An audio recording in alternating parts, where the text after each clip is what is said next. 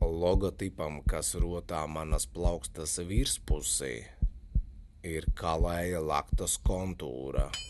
Tuvāk falangām nolasāmi 2 latīņu burti, kas ir miesas kalves akronīms, bet virs tiem abiem sākumburtiem horizontāli izvietoti tetovēšanas procedūrai paredzētie darbarīki, attiecīgi rokturis, uzgalis un adata.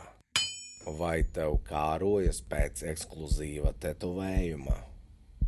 Tad uzmini, kur tapa skice šim logo, un savu atbilžu variantu lūdzu iesniedz šeit komentāros.